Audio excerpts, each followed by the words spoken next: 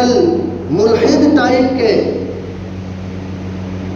وہ پیدا ہو گئے، وہ کھڑے ہو جاتے ہیں، پورے سال ہوٹلوں میں بکروں کو کاٹا جاتا ہے، مٹن کے طور پر پکاتے ہیں، خوب کھاتے ہیں، بڑے جانور کو کاٹا جاتا ہے، مرغیوں کو کاٹا جاتا ہے، کسی کے پیٹ میں درد نہیں ہوتا، کسی کے پیٹ میں درد نہیں ہوتا۔ لیکن جب ذی الحجہ کا چاند نظر آ جاتا ہے اور لوگ قربانی کا جانور خریدنا شروع کرتے ہیں تو ایسے وقت میں کچھ لوگ پیدا ہوتے ہیں جنہیں کہا جائے کہ برساتی مینڈک۔ یہ برساتی مینڈک ٹائپ کے لوگ کھڑے ہو جاتے ہیں اور کہتے ہیں کہ میاں دیکھو یہ مسلمان اتنے پیسوں کو، اتنے لاکھوں اور کروڑوں کی تعداد میں اتنے روپیوں کو 3 دن کے اندر قربانی کر کے نالیوں میں خون کی شکل میں بہا دیتے ہیں۔ اس سے بہتر کیا ہوتا؟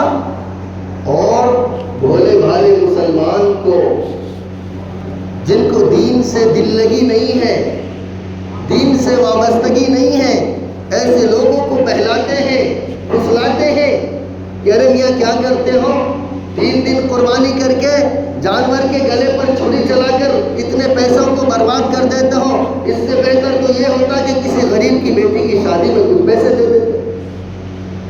بہت اچھا لیول لگا کر ان کے سامنے پیش کیا جاتا ہے، اور یہ بھولے بھالے مسلمان اپنے چھوٹی سی عقل کے ذریعے یہ کہنے پر مجبور ہو جاتا ہے کہ ہاں میاں یہ تو صحیح کہتے ہیں، ان کی بات میں دم ہے۔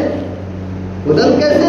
کہہ رہے ان 3 دنوں میں اتنے پیسوں کو برباد کر کے کیا فائدہ، ان پیسوں کو بچا کر قربانی نہ کر کے ان پیسوں کو کسی غریب کی بیٹی کی شادی میں دے دیا جائے، کسی یتیم کی مدد کر دی جائے، رفاہ عام میں کہیں پر خرچ کر دیا جائے۔ ایسے طریقے سے یہ لوگ مسلمانوں کو بہکاتے ہیں۔ اللہ کے ارکان کو ادا کیے تو اللہ تبارک و تعالیٰ نے اس کے بدلے میں مسلمانوں کو عید الاضحیٰ کا دن عطا فرمایا۔ تو میرے دوستوں، حدیث مبارکہ کے اندر آتا ہے من وجد ساعة ان یضحی فلم یضحی، کہ جو شخص استطاعت رکھنے کے باوجود بھی قربانی نہ کرے وہ ہمارے عیدگاہ کے قریب بھی نہ آئے۔ یہ کس کا فرمان ہے؟ اللہ کے نبی صلی اللہ علیہ وسلم کا۔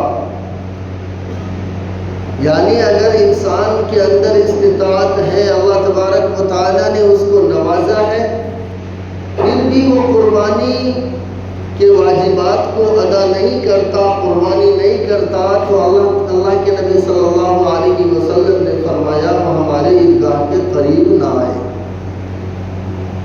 اچھا، یہ قربانی کا سلسلہ ایسا نہیں ہے کہ صرف امت محمدیہ پر ہے۔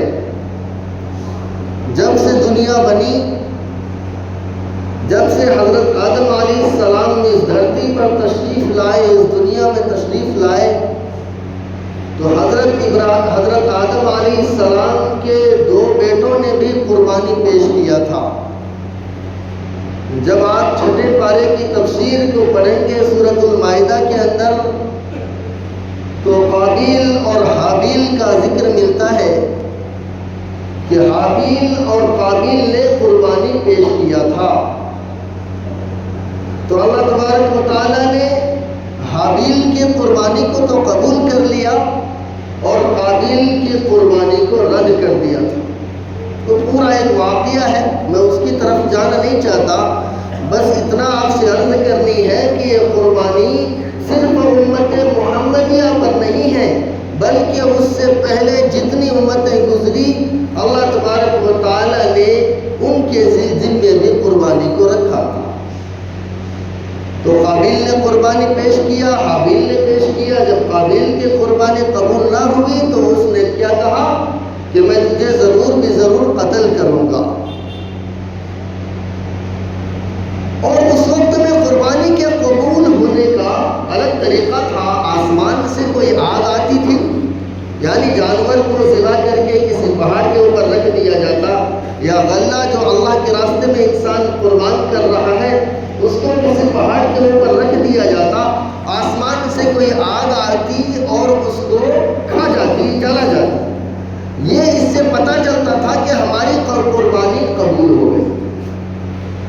لیکن امت محمدیہ پر اللہ تبارک و تعالیٰ نے ایسا کوئی حکم لاگو نہیں کیا کہ آپ جانور کو ذبح کر کے کہیں پر رکھ دو، آسمان سے کوئی آگ آئے گی اور وہ جلا کر خاک کر جائے گی، اس سے پتہ چلے گا قربانی قبول ہو گئی۔ اللہ تبارک و تعالیٰ نے اپنے قرآن میں جب قربانی کا ذکر کیا، کیا فرمایا؟ لَن يَنَالَ اللَّهَ لُحُومُهَا وَلَا دِمَاؤُهَا وَلَكِن يَنَالُهُ التَّقْوَىٰ مِنكُمْ۔ بس ایک بات اپنے ذہن میں رکھو کہ اللہ تبارک و تعالیٰ کو نہ تو تمہارے قربانی کا خون پہنچتا ہے، نہ تو تمہارے قربانی کے جانور کا گوشت پہنچتا ہے، نہ ہڈیاں پہنچتی ہیں۔ اللہ تبارک و تعالیٰ صرف تمہارے دل کو دیکھتا ہے، تمہارے دل کے اندر تقویٰ کیا ہے۔ ایسا تو نہیں ہے کہ کسی کو خوش کرنے کے لیے تم قربانی کر رہے ہو، محلے کو سماج کو خوش کرنے کے لیے قربانی کر رہے ہو، کسی کو دکھلانا مقصود ہو، ایسا تو نہیں ہے۔ اللہ تبارک و تعالیٰ نے اس آیت میں صاف صاف الفاظ میں فرما دیا کہ دیکھو اللہ تبارک و تعالیٰ صرف تمہارے دل کو دیکھتے ہیں، تمہارے تقویٰ کو دیکھتے ہیں۔ جتنا تقویٰ تمہارے اندر ہوگا اتنی عبادت تمہاری اللہ رب العزت کے وہاں ہوگی۔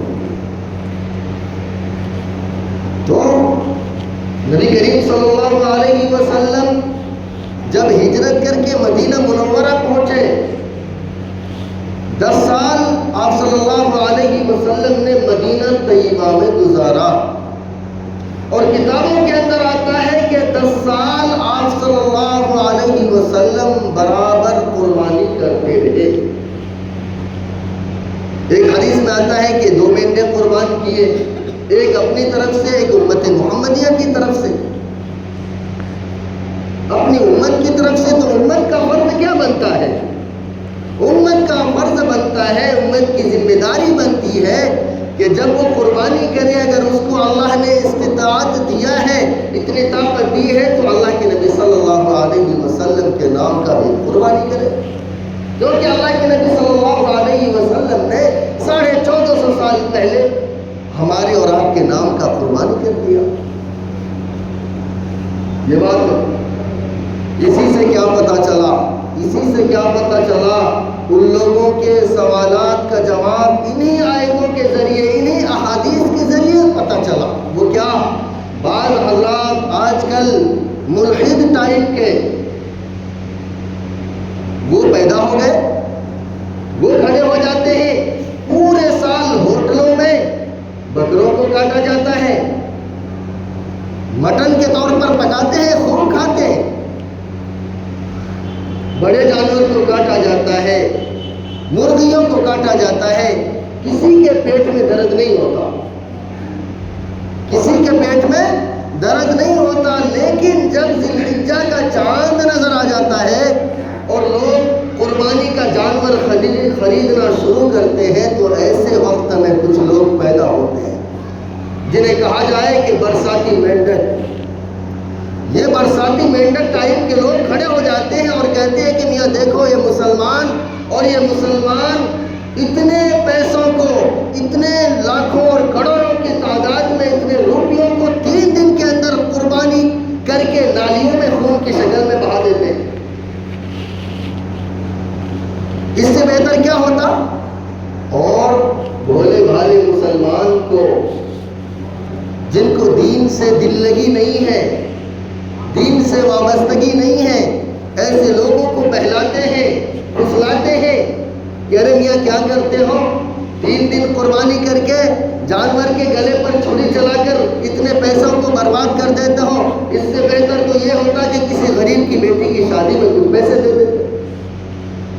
بہت اچھا لیول لگا کر، بہت اچھا لیول لگا کر ان کے سامنے پیش کیا جاتا ہے، اور یہ بھولے بھالے مسلمان اپنے چھوٹی سی عقل کے ذریعے یہ کہنے پر مجبور ہو جاتا ہے کہ ہاں میاں یہ تو صحیح کہتے ہیں، ان کی بات میں دم ہے۔ وہ دم کیسے؟ کہہ رہے ان 3 دنوں میں اتنے پیسوں کو برباد ان پیسوں کو بچا کر قربانی نہ کر کے ان پیسوں کو کسی غریب کی بیٹی کی شادی میں دے دیا جائے، کسی یتیم کی مدد کر دی جائے، رفاہ عام میں کہیں پر خرچ کر دیا جائے، ایسے طریقے سے یہ لوگ مسلمانوں کو بہکاتے ہیں۔ اللہ کے نبی صلی اللہ علیہ وسلم کی آپ زندگی کو دیکھیے۔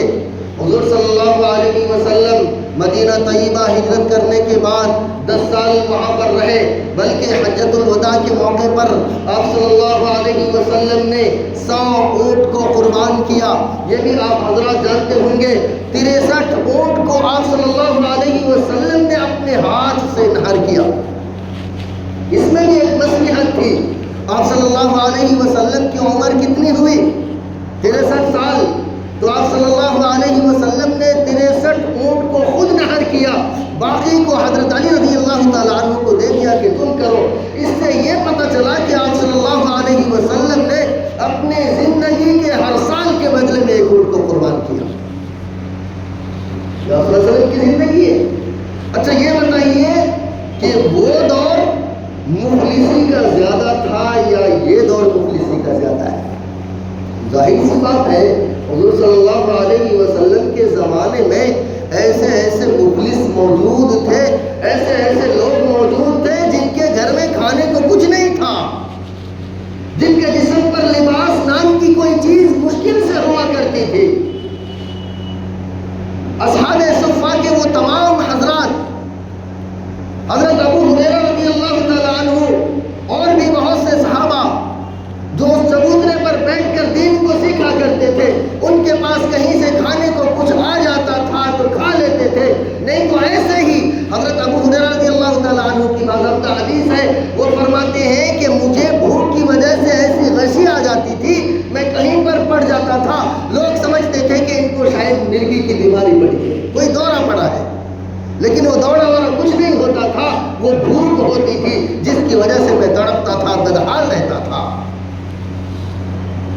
آپ صلی اللہ علیہ وسلم نے اپنے دور میں ایسی مفلسی کی دور میں اگر گنجائش ہوتی تو آپ صلی اللہ علیہ وسلم قربانی نہ کر کے لوگوں کی مدد نہیں کرتے۔ جو آج یہ لوگ آ کر کھڑے ہو کر کہتے ہیں کہ میاں ان کی مدد کرنی چاہیے، ارے بابا روکا کس نے ہے؟ آپ کو روکا کس نے ہے؟ خوب صدقہ کرو، 80,000 کا موبائل آپ کے ہاتھ میں ہے، بیچ دو، 10,000 کے موبائل سے بھی وہی کام چلے گا، 70,000 کر دو صدقہ۔ صدقہ کرنے کے لیے ہر بار دین کی قربانی کیوں دینی پڑتی ہے؟ 1 کروڑ کے فلیٹ میں آپ رہتے ہیں، اگر صدقہ کرنے کا زیادہ شوق ہی چڑھا ہوا ہے، آپ یہ سمجھتے ہیں کہ قربانی نہ کر کے صدقہ ہی کیا جائے تو اس کو بیچ کر 50 لاکھ کے فلیٹ میں رہ جاؤ، باقی کو صدقہ کر دو، کون منع کرتا ہے؟ لیکن ہر بار اگر قربانی دینی پڑتی ہے تو یہ آ کر کھڑے ہو جاتے ہیں کہ میاں قربانی نہ کر کے ان پیسوں کو یتیم مسکین پر صدقہ کر دیا جائے۔ یہ آج کل بہت سارے ملحد بہت سارے پیدا ہوئے جو اپنے آپ کو لبرل کہتے ہیں اور کہتے ہیں کہ میاں یہ جانوروں پر چھری چلانا، ان جانوروں پر چھری چلانا جیب ہتھیا کرتا ہے۔ اسلام نے جتنی تعلیم ہمیں اور آپ کو دی، ان تمام تعلیم کو آپ پرکھیے، ان کو دیکھیے، ان پر غور کیجئے۔ اللہ کے نبی صلی اللہ علیہ وسلم کی اس 10 سالہ دور کو دیکھیے، اس کے بعد صحابہ کرام رضوان اللہ علیہم اجمعین کی زندگی کو دیکھیے، آپ کو پتہ چلے گا۔ اس وقت سے لے کر تابعین تابعین کا دور دیکھیے، آج تک تسلسل کے ساتھ یہ قربانی کا سلسلہ چلتا آ رہا ہے، اور ہر صاحب نصاب پر یہ ضروری ہے کہ ان 3 دنوں کے اندر اپنے نام سے قربانی ضرور کرے، واجب کے درجے میں، اس کو چھوڑا نہیں جا سکتا، کسی کے کہنے سے اس کو بدلا نہیں جا سکتا۔ ایک سوال کا جواب ہو گیا۔ دوسرا سوال یہ لوگ کیا کرتے ہیں کہ میاں اس سے تو جانور کم ہو جائیں گے۔ آپ دیکھیے ایک شہر کو آپ چن لیجئے، مراد آباد شہر کو دیکھ لیجئے، کتنے بکرے، کتنے بڑے جانور لوگ خرید کر لائے ہوں گے۔ تو اگر ہم اپنے عقل سے دیکھیں گے تو ہمیں بھی یہی لگے گا کہ میاں بڑی جلدی تو جانور کم ہو جائیں گے دنیا سے۔ اتنے بکرے ایک دن میں 3 دن کے اندر قربان کر دیے جاتے ہیں، اتنے جانوروں کی قربانی ہو جاتی ہے، پھر جانور ملیں گے کہاں سے؟ لیکن آپ کو میں بتاؤں 1450 سال سے لے کر اب تک اللہ تبارک و تعالیٰ نے ان جانوروں میں اتنی برکت رکھی ہے، اتنی برکت رکھی ہے، کہاں سے یہ جانور آتے ہیں کسی کو پتہ ہی نہیں چلتا۔ اور کہیں آپ اس کا گواہ تو دیں کہ کہیں پر یہ بات سامنے آئی ہو کہ میاں قربانی کے جانور ہی نہیں مل رہے ہیں، ہم قربانی کیسے کریں؟ نہیں، آپ کو نہیں ملتا ہوگا۔ اس کے بالمقابل برکت اور بے برکتی کی بات میں آپ کو بتاؤں، بکریاں اور یہ جانور جو بڑے جانور ہیں، سال میں کتنے بچے جنتے ہوں گے؟ 1 2، اور ہر سال قربانی ہونی ہے۔ اور کتے بلیاں کتنے بچے جنتے ہیں؟ 4 4 5 5، اور ان کو کسی ہوٹل میں بھی کاٹا نہیں جاتا، نہ اس کی قربانی دی جاتی ہے۔ پھر آپ بتائیے یہ کتے اور بلیاں ملتی کہاں ہیں؟ اتنی نہیں ہے، اس کی تعداد ہی نہیں ہے۔ اور جن کو برابر ہوٹلوں میں پورے سال کاٹا جاتا ہے، قربانی کے زمانے میں آپ حج کے زمانے کو دیکھ لیجئے، کتنے حاجی جاتے ہیں، وہ تمام حاجی ان تمام جانوروں کو کاٹتے ہیں۔ پوری دنیا کی بات کیجئے اور تصور کیجئے کہ اللہ تبارک و تعالیٰ نے ان جانوروں میں کتنی برکت رکھی ہے، کتنی برکت رکھی ہے۔